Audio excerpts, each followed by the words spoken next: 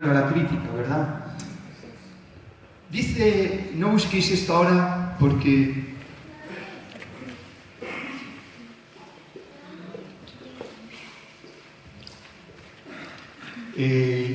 voy a leer en el profeta Habacuc.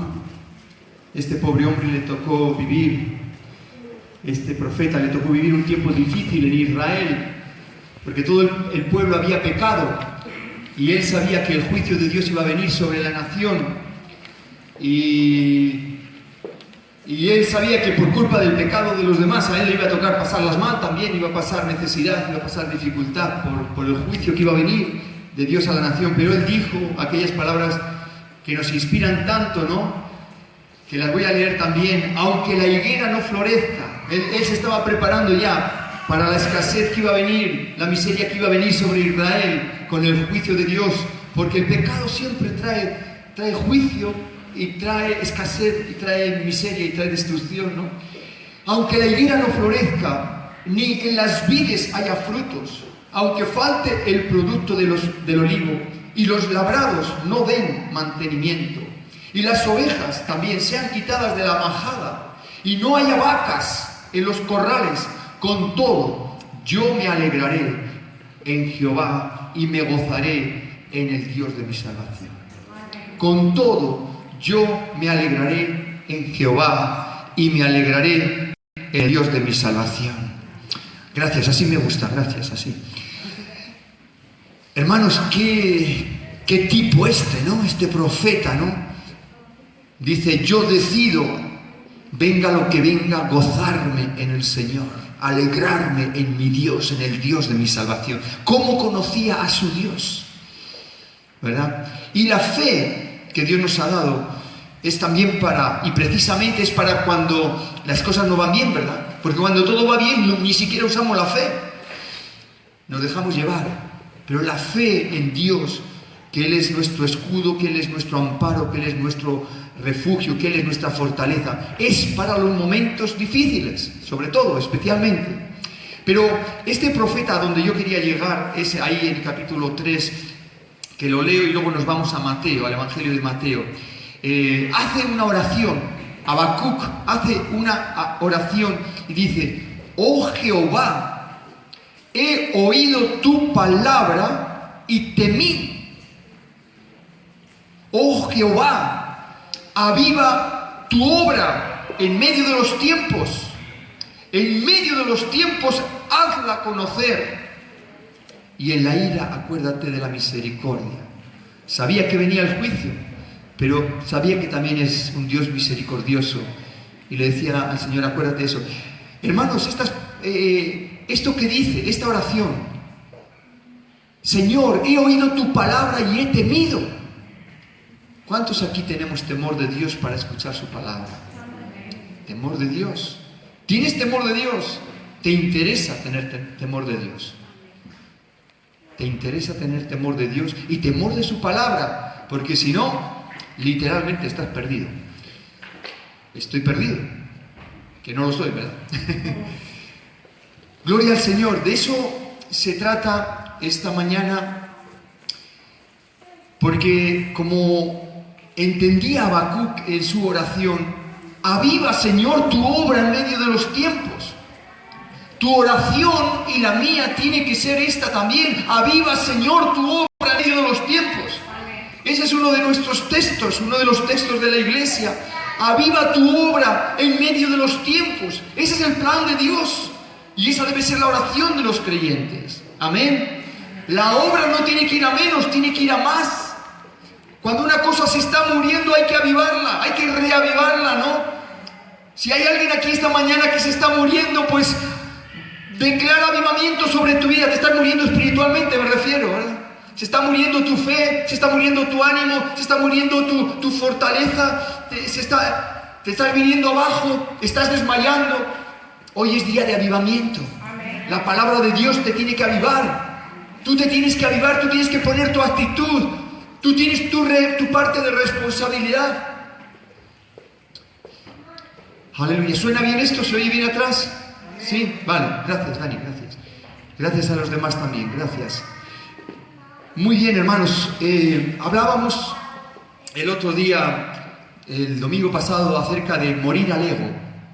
Hablábamos que hay personas que tienen un ego muy grande, ¿verdad? Que no dejan ver a Jesús por culpa de su ego, ¿verdad? Y que se enojan enseguida y... Bueno, todas las actitudes negativas que conocemos, ¿no? Salen del ego, pero salen no solamente cuando tenemos un año en el Señor, sino a veces cuando tenemos muchos años, porque podemos arrancar bien, pero luego aflojar, ¿verdad? Es como el que anda en la bicicleta, pero deja de dar pedales y se cae, ¿no? O como el que está nadando, ¿verdad? Y deja de nadar y se ahoga, ¿verdad? Hay que mantenerlo, hay que mantenerlo. Hermanos, la salvación es gratis. Sabemos que somos salvos.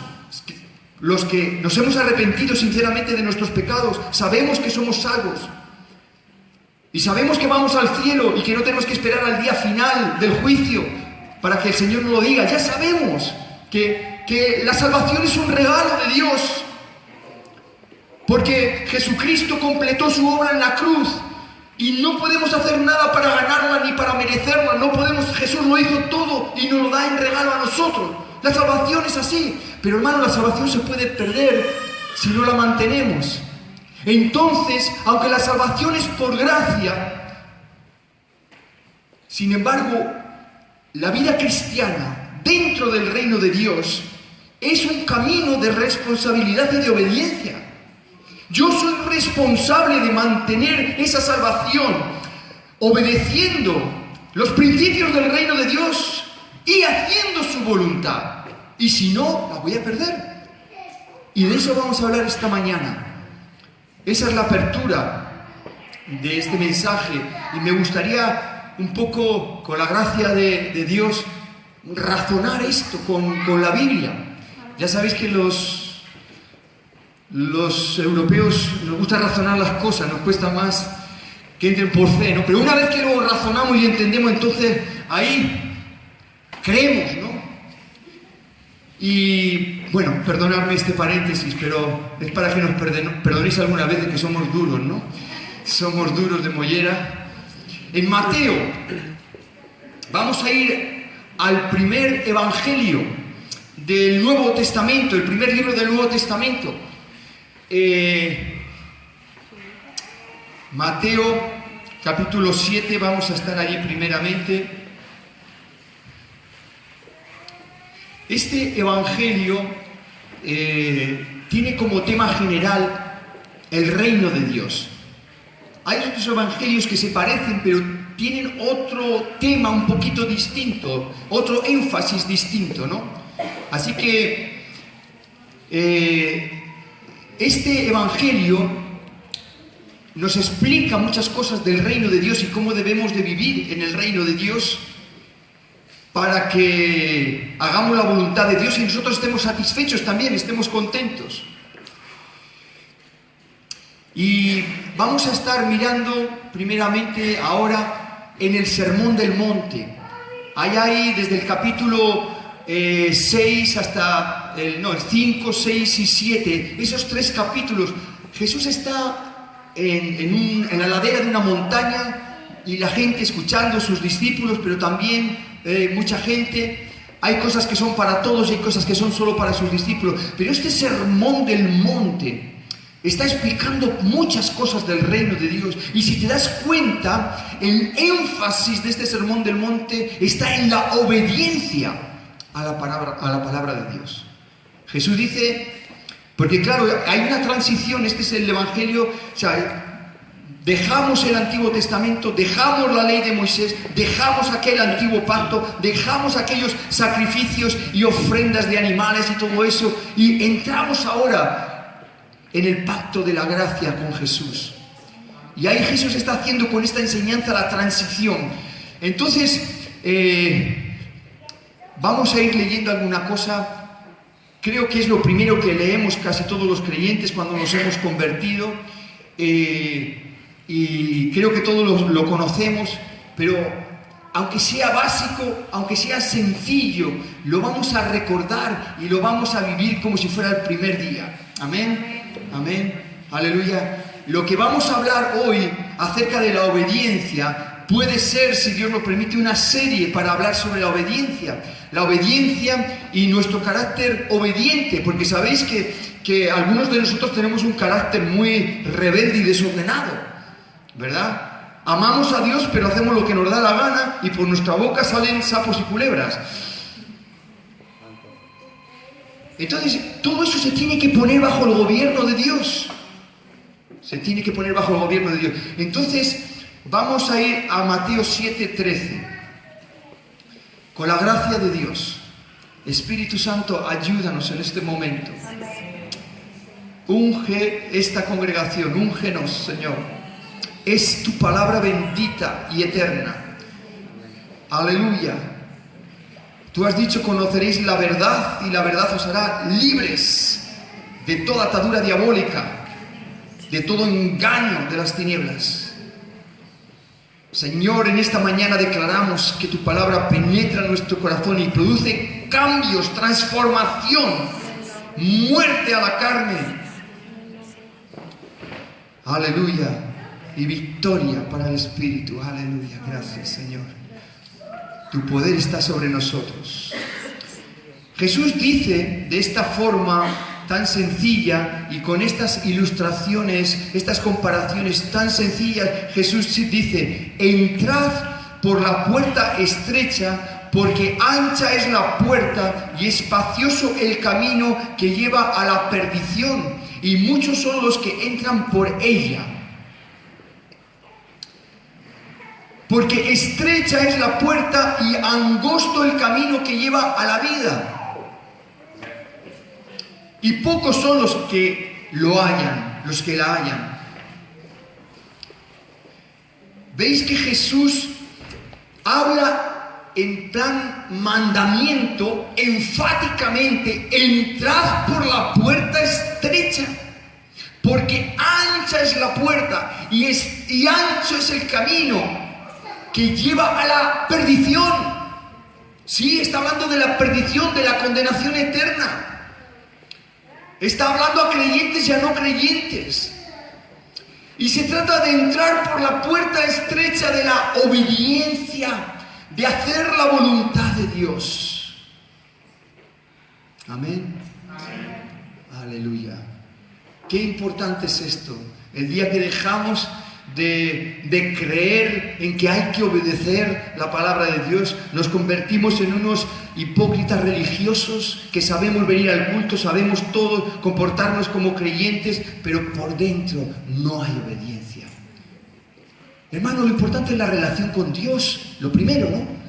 Lo primero es la relación con Dios, después la relación con los hombres, ¿verdad? Pero esa relación con Dios tiene que ser sincera y tiene que ser en lo secreto primero. Aleluya. Porque Dios nos ve y no le podemos engañar. Nosotros nos engañamos, creyendo que estamos prosperando y estamos en camino a la perdición. Entrad por la puerta estrecha de la obediencia a Dios y de hacer su voluntad. ¿Por qué? Ahora viene el razonamiento. Porque ancha es la puerta que lleva a la perdición, a la condenación. Por eso, porque podemos perder nuestra salvación. Así que tenemos que escoger bien la puerta y bien el camino. En el camino ancho cabe todo. Cabe todo. Todas las distracciones, todos los entretenimientos, todas las fiestas, todas las juergas, todas las orgías, todos los rencores, todos los odios. Ahí cabe todo. Puedes hacer lo que te dé la gana. Eso es lo que hace el mundo. Pero esa no te va a llevar a la eternidad con Dios. Te va a llevar a la eternidad con el diablo.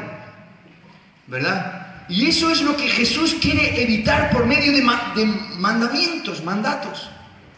Pero no te sientas fastidiado por los mandamientos. Como decíamos el domingo, tú también tienes mandamientos en tu casa. Tú también has puesto orden en tus hijos, y en tus platos, en tus cacharros, y en tus armarios. Tú también tienes orden y tienes mandamientos para que eso beneficie tu hogar y la convivencia y para que tus hijos sean hijos responsables, ¿verdad? y sean útiles. Tus hijos, todos. Nuestra ciudad tiene mandamientos. ¿A ti no te han puesto nunca una multa? Pues a mí sí. Varias, y algunas gordas también. Sí, pero al final, ¿sabes qué? Cada vez que oro, Señor, que no me pongan multas. Por favor, Señor, que no me pongan multas, que me escuecen mucho. ¿Qué pasa en el reino de Dios? Porque en un sentido también hay multas. Pero es por nuestro bien. ¡Qué bien se vive en la ciudad sin personas que conduzcan a 150 por hora como locos, ¿verdad? ¿Cuántos son atropellados?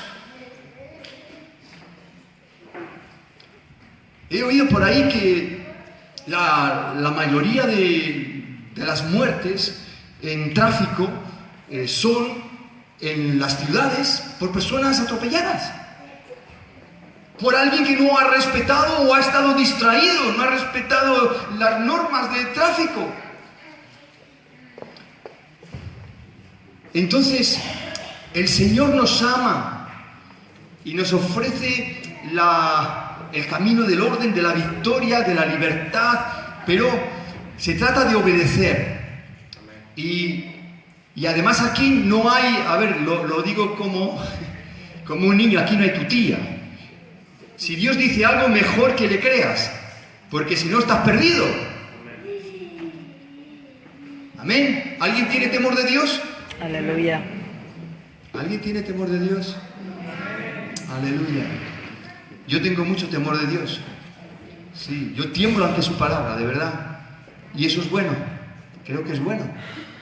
Creo que es bueno eso. Así que, hermanos, el razonamiento es: debemos obedecer porque si no podemos ir camino a la perdición. La obediencia a la palabra de Dios es una señal. No es la única, pero es una de las señales de que voy bien, ¿verdad? De que estoy en el camino a la vida. Como dice, porque estrecha es la puerta y angosto el camino que lleva a la vida, y pocos son los que la hallan.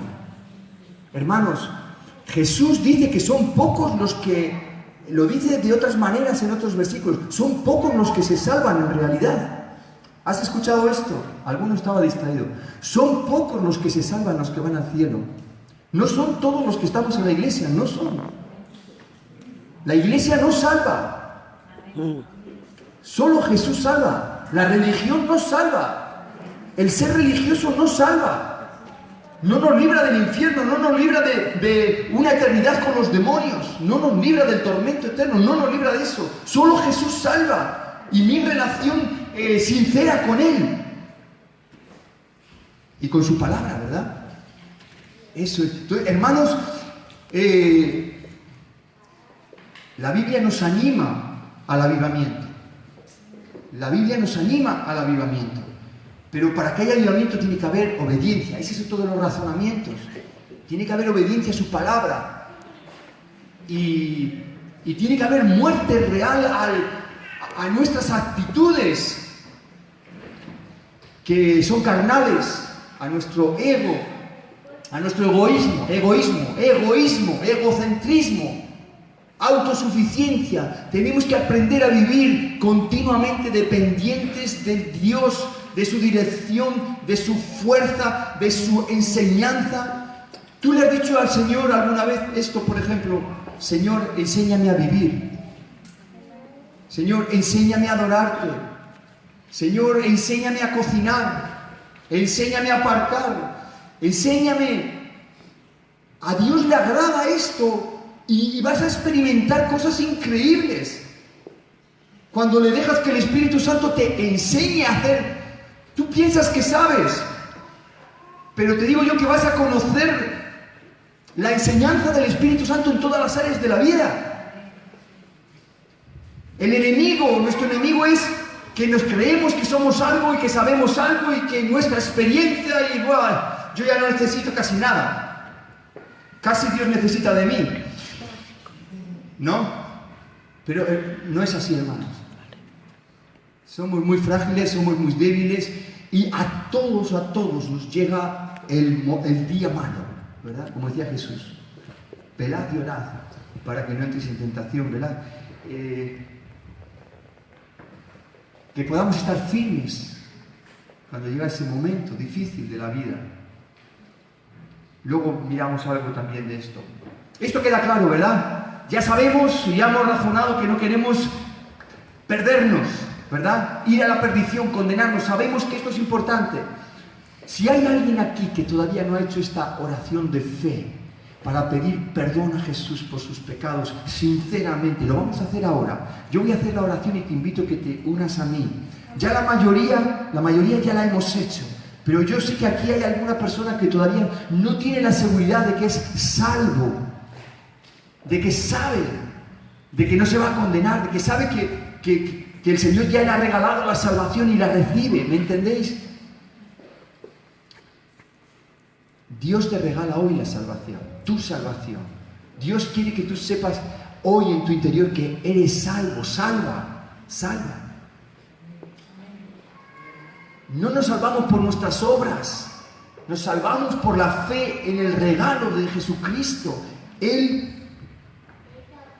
Algunos como están haciendo un esfuerzo para entenderme porque es de las primeras veces que escuchan esto. Permitidme, iglesia. Juan 3:16 dice: porque de tal manera amó Dios al mundo, y eso te incluye a ti, Dios te ama, que ha dado a su Hijo unigénito para que todo aquel que en Él cree no se pierda, sino que tenga vida eterna. Así que Dios te ama tanto que Dios en su amor ha dado a su Hijo morir en la cruz por tus pecados. Él llevó tu castigo y el mío para que todo aquel que cree en Él no se pierda, sino que ya hoy tenga la vida eterna. Hoy. ¿Quieres hacer esta oración conmigo? ¿Quieres recibir hoy la vida eterna? La vida eterna para ti, con Dios. Eternamente vas a vivir, con Dios o sin Dios. Pero si quieres vivirla con Dios, tienes que tomar la decisión. Hoy tienes la oportunidad. Cerramos todos nuestros ojos, hermanos. Señor amado, te damos gracias que tú estás aquí. Y tú eres real y te sentimos, Señor. Y nosotros nos arrepentimos, te pedimos perdón por nuestros pecados. Señor, hemos vivido de espaldas a ti, haciendo nuestra voluntad, no la tuya. Hoy, Señor, pedimos perdón. Perdona todo nuestro pasado, nuestras vidas, Señor. Perdona, nos arrepentimos. Señor, hoy queremos dar un giro de 180 grados y ir en la otra dirección, la dirección hacia ti siempre, Señor. Hacia ti, solo hacia ti, Señor, para obedecerte. Te recibimos, Señor, como nuestro Salvador personal, como el Señor de nuestra vida. Señor, Señor, pedimos que tú nos salves y te damos gracias porque nos perdonas, nos recibes y nos regalas la vida eterna. La recibimos por la fe y te damos las gracias en el nombre de Jesús. Amén. Amén. Amén. ¿Alguien ha hecho esta oración por primera vez conmigo? ¿Puede levantar tu mano? Sí, allí, bien. Bueno, bendiciones. Por aquí también, bendiciones. Gloria a Dios. Amén. Gloria a Dios. Jesús ha perdonado todos tus pecados. Todos. Los ha echado a lo profundo del mar. Allí. Borrón y cuenta nueva. Tus vestiduras ahora espiritualmente son blancas y resplandecientes. Créelo. La sangre de Cristo en la cruz pagó por ti para que tú tengas esto. Ahora tenemos que mantener esas vestiduras blancas, limpias. ¿A quién le gusta después de ducharse ponerse un vestido bien sucio? Un traje bien asqueroso. ¿A quién le gusta? A nosotros cristianos muchas veces vamos con el vestido, con el traje sucio, asqueroso, que huele. ¿Cómo es posible? No podemos entender. Al Señor le gusta, a ti te gusta lo limpio, ¿verdad? En tu casa. Que tus hijos vayan bien limpios, bien guapos, los más guapos del barrio. Señor, perdona este orgullo. ¿Cuánto más a nuestro Padre Celestial le gusta que vayamos limpios? ¿Verdad? Si no tienes la certeza de que estás limpio, vuelve a pedir perdón y el Señor te perdona. Nuestro Dios es un Dios misericordioso, clemente. Dios perdona. Él quiere que aprendamos a vivir en su misericordia continua, pero también en responsabilidad. A la medida que crecemos, tenemos que aprender a crecer en responsabilidad. El pueblo de Dios es un pueblo responsable. La iglesia tiene que ser una iglesia responsable, que pueda cumplir la misión de Dios y traer avivamiento a este país. Amén. Aleluya. Y tú puedes colaborar con eso y debes hacerlo. Gloria al Señor. Vamos a ir un poco más adelante. Me voy a saltar el párrafo siguiente. Dice en el verso 21, aquí en Mateo 7, 21, no todo el que me dice Señor, Señor entrará en el reino de los cielos. ¿Te das cuenta que va un poco de lo mismo, no? No todo el que me dice Señor, Señor entrará en el reino de los cielos, sino el que hace la voluntad de mi Padre que está en los cielos. Muchos me dirán, en aquel día muchos me dirán, Señor, Señor, nosotros no profetizamos en tu nombre, y en tu nombre echamos fuera demonios, y en tu nombre hicimos muchos milagros.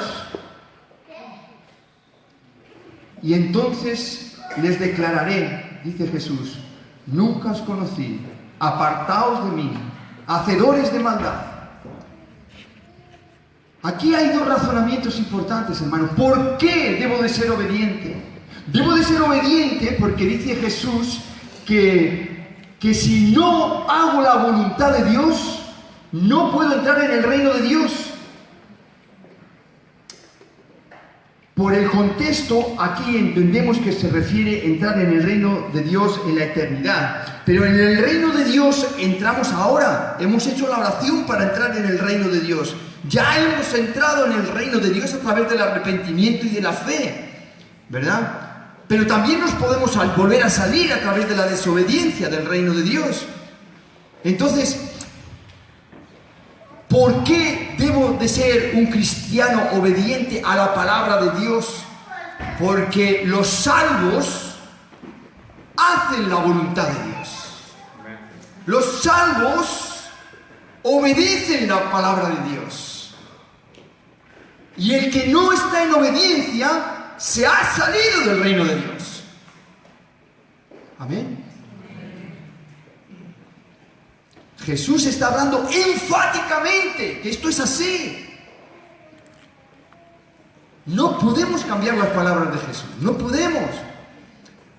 Ni el pastor no puede cambiar esto. Ni el Papa tampoco puede. Nadie puede cambiar las palabras de Jesús. Nadie está por encima de Jesús. Él ha dicho que esto es así. Solo Él, hermanos. Y esto es bueno para nosotros. Que aprendamos a ser responsables y obedientes con la palabra de Dios. Es que a mí no me gusta leer. Es que a mí no me gusta orar. Es que a mí no me gusta como canta Dani.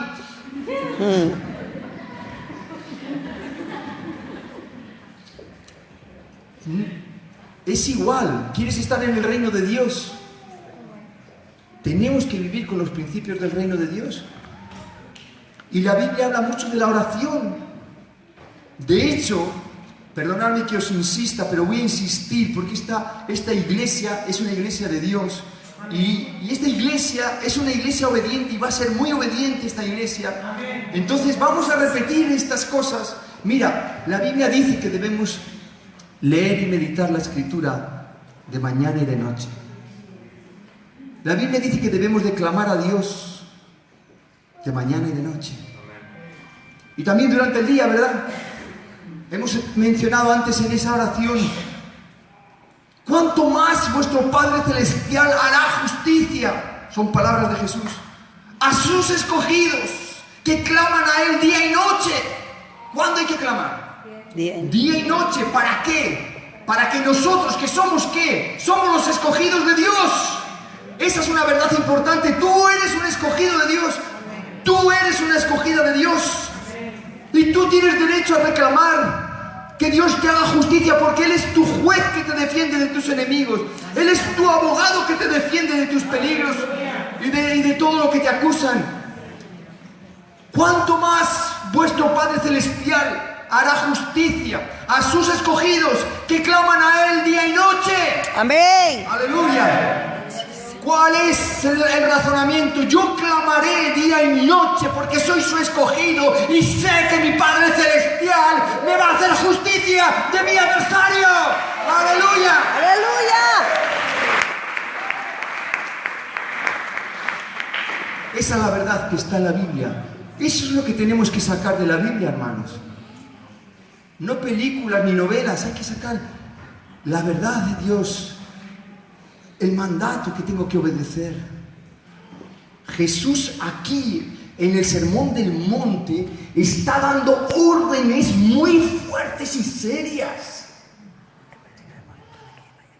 Yo quisiera que tú te pudieras zambullir en este contexto donde está hablando Jesús ahora y está marcando muy duro el camino del reino, las normas del reino. Amén. Porque te ama. Porque Dios es amor. Y Dios es limpio. Y Dios es puro. Y Dios es santo. Y te ama. Aleluya. Como tú también eres limpia y santa y pura también. Y amas a tus hijos lo mismo. Es así. Gloria a su nombre. Así que no es suficiente decir Señor, Señor.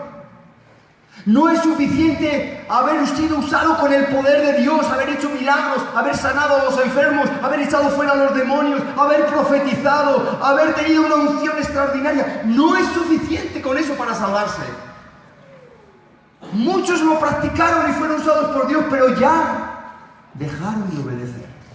Se salieron del reino, perdieron la salvación y siguen en la iglesia por ahí.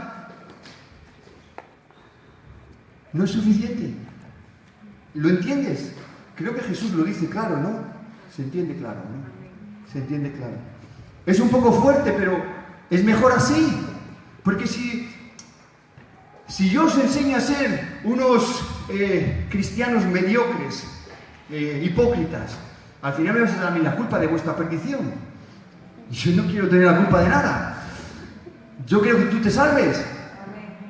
Y yo quiero que seas un cristiano victorioso y que realmente el poder y la gloria de Dios te usen, estén sobre ti. Así que lo cuento como está aquí, hermanos. Lo explicamos como está aquí y hay que obedecer. No todo el que me dice Señor, Señor, entrará en el reino de los cielos, sino el que hace, el que obedece la voluntad de mi Padre que está en los cielos. Así que tenemos que luchar, sí, hermanos, todos, contra los malos pensamientos, contra los malos sentimientos, contra las malas actitudes, contra todo lo que sale de nuestra boca que es feo. Tenemos que luchar, tenemos que poner orden. Y si no, y como no, vamos a descubrir que no podemos por nosotros mismos, vamos a tener que invocar al Espíritu Santo. Lléname, dame más de ti, dame tu poder, ayúdame a vencer. Ahí, hasta que puedas vencer, vas a tener un desafío, te vas a convertir en un hombre y una mujer de oración que busca la unción de Dios para tu victoria personal. Eso es lo que quiere Dios de ti. Dios te quiere levantar, Dios quiere levantar esta iglesia. Dios ama España, Dios quiere levantar España en lo espiritual. Primero, lo espiritual. Aleluya, Jesús. Aleluya, Jesús. Aleluya, Jesús. El otro día que estábamos por aquí, afuera del pabellón, y algunos estaban viniendo a arreglar coches ahí y eso, y uno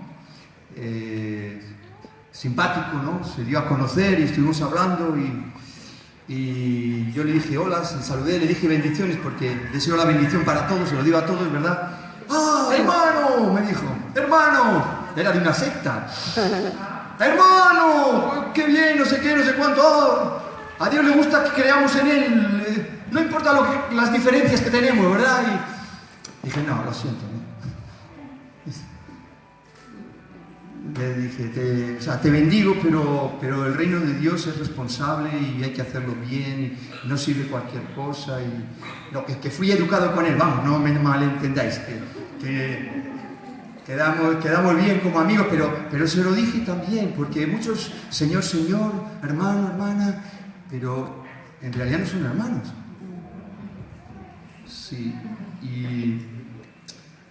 y eso es importante, ¿no? Que en esta iglesia seamos de verdad, para que no haya tropiezo, para la gloria de Dios y para el avivamiento, ¿verdad?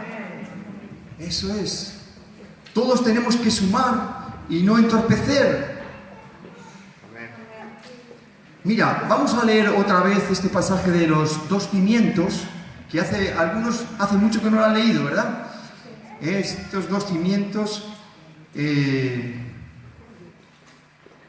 Bueno, hemos dicho, repito, los 2 razonamientos. Uno es porque si no obedecemos la voluntad de Dios, entonces no podemos entrar en el reino de Dios. Y segundo, si no obedecemos la voluntad de Dios, Jesús nos va a decir, escucha esto, nunca os conocí, apartaos de mí, hacedores de maldad. Yo quiero evitar que Jesús me diga a mí esto. Yo creo que nosotros todos queremos evitar que un día Jesús nos diga, nunca te conocí, apártate de mí, hacedor de maldad. Tuviste unos años buenos, pero luego te fuiste con el otro, aunque estabas en la iglesia, ¿verdad? Bueno, ese es el por qué debemos ser obedientes a la voluntad de Dios. Aquí en el verso 44 dice, cualquiera pues que me oye estas palabras y las hace, le compararé a un hombre prudente que edificó su casa sobre la roca. Y descendió lluvia y vinieron ríos, soplaron vientos y golpearon contra aquella casa y no cayó, porque estaba fundada sobre la roca. Pero cualquiera que me oye estas palabras y no las hace, le compararé a un hombre insensato que edificó su casa sobre la arena. Y descendió la lluvia y vinieron los ríos y soplaron los vientos y dieron con ímpetu contra aquella casa y cayó, y fue grande su ruina. Así que Jesús ve 2 tipos de personas, no solo en la calle, sino aquí. Entre los que estamos aquí hay 2 tipos de personas: los que oyen la palabra y la hacen, están edificando la casa sobre la roca.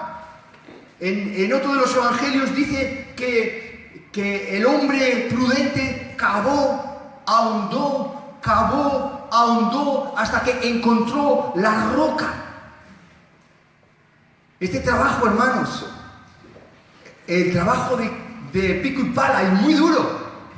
Si alguien ha trabajado en la construcción o de jardinero, yo he trabajado en esas 2 cosas, bueno, aprendí de esas 2 cosas. Es muy pesado trabajar, cavando y ahondando, es muy pesado, pero Jesús nos da a entender que eso es necesario para llegar a la roca, firme la roca, no tierra. No podemos edificar una casa sobre tierra, sobre arena, porque cuando vienen las inundaciones se lleva todo. ¿Entendéis? Y a todos nos van a llegar las tempestades en algún momento de la vida. A todos, nadie se va a librar. Necesitamos ser prudentes y anticipar esto, poniendo un buen cimiento para edificar nuestra vida y nuestra familia. Necesitamos cavar y ahondar. Y el Espíritu Santo, que sabe que van a venir tempestades. El Espíritu Santo nos está enseñando a cavar en la oración, cavar en la palabra de Dios, profundizar en la Escritura. Ahora estamos profundizando en el tema de la obediencia, y si Dios permite seguiremos profundizando, cavando en el tema de la obediencia hasta que entremos con el chip ese de mi estilo de vida es obedecer la Escritura.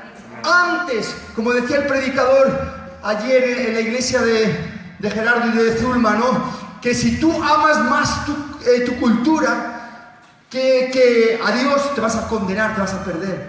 Tiene que morir nuestra cultura para que nosotros podamos creer todo a Dios. Amén. Los gitanos en España tuvieron un importante avivamiento hace unas décadas. Tremendo cómo Dios los usaba. Miles, decenas de miles se convirtieron.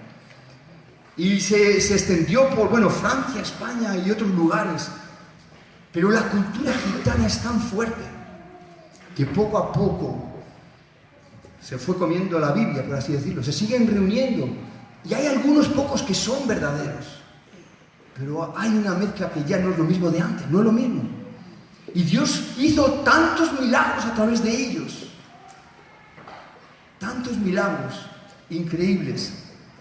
Le llamaron el avivamiento gitano. Bueno, hermanos, el que oye mis palabras, dice Jesús, mis palabras. ¿Qué es lo importante para tu vida, hermano y hermana? Las palabras de Jesús. Tienes que saber tener un encuentro con las palabras de Jesús cada día. Es lo más importante de la vida. Todo lo demás puede ser importante, pero es secundario, porque todo va a pasar. Jesús dijo, el cielo y la tierra pasarán.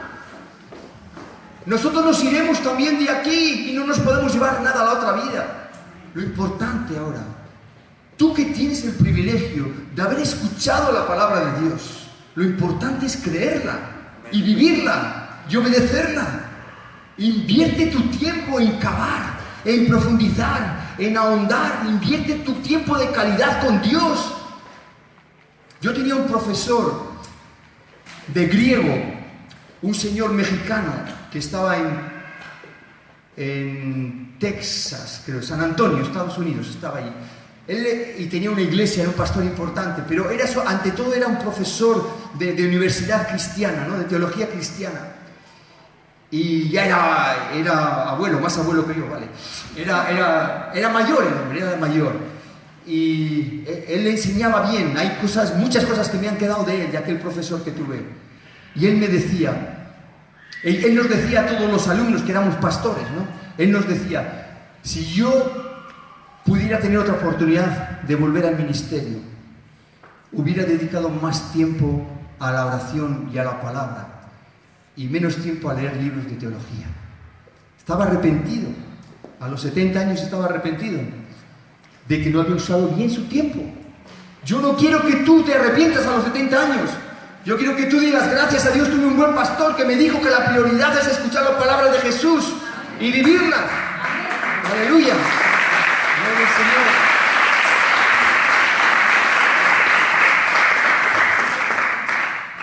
Aleluya. ¿Ves que Jesús tuvo su responsabilidad? Pagó en la cruz con su sangre para regalarte la salvación. Pero ahora nos dice a nosotros que nosotros tenemos la responsabilidad de mantenernos en el reino y no perder la salvación. Dios quiere que seamos totalmente responsables. Amén. Amén. No puede haber pasotas en el reino de Dios. No puede haber pasotas. ¿Ok? Entonces Jesús dice que hay un hombre que es insensato. Hay dos clases de hombres, el prudente y el insensato. El insensato no le gusta cavar. El insensato quiere poner enseguida la casa y edifica sobre la arena. Y cuando vinieron las lluvias, los vientos, soplaron con fuerza, dieron con ímpetu contra aquella casa, cayó y fue grande la ruina. La ruina.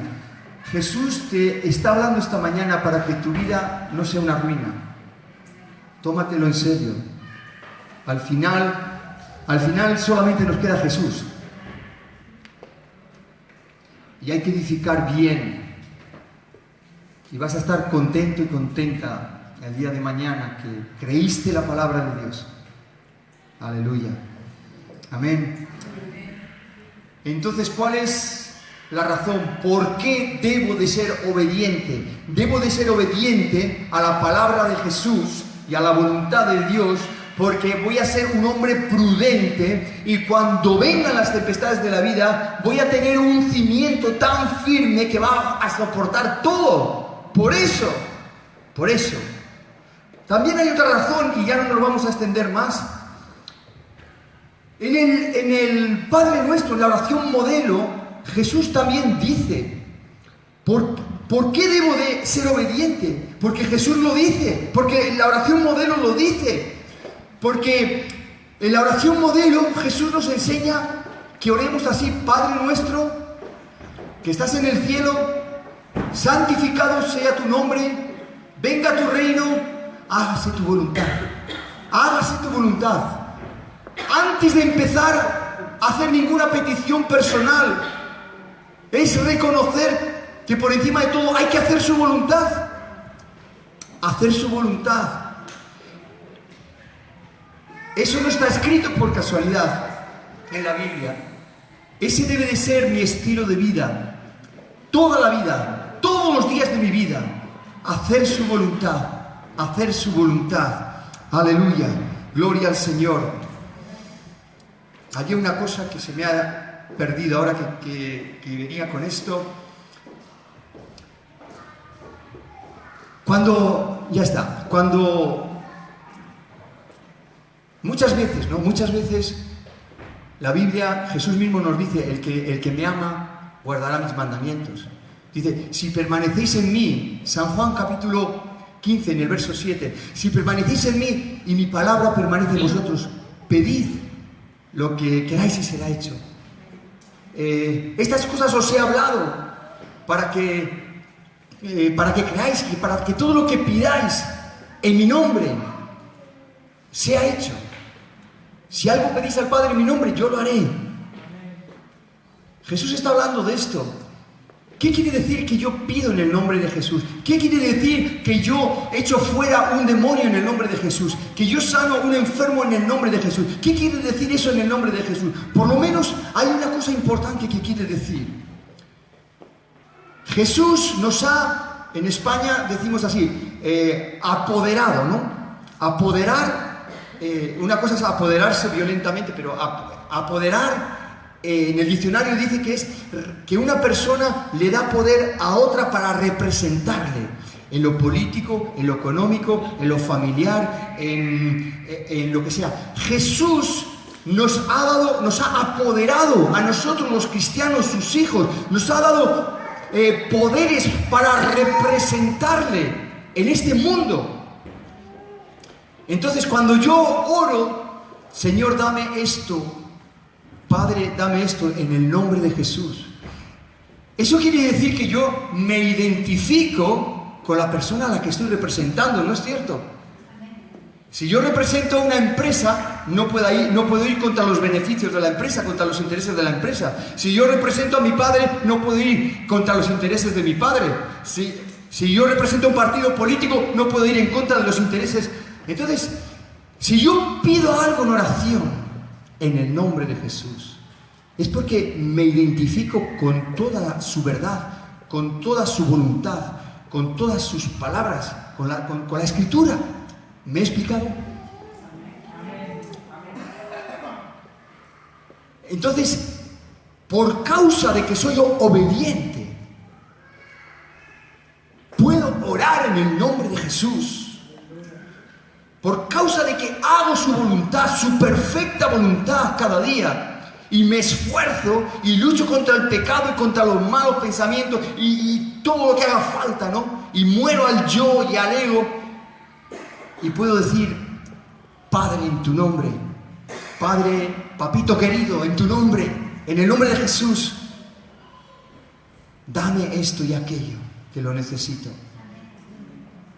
Y él me dice, sí, te lo doy, porque estás de acuerdo con mi voluntad. Y dice la Escritura que si pedimos algo conforme a su voluntad, Él nos oye. Y si nos oye, tenemos las peticiones que le hemos hecho.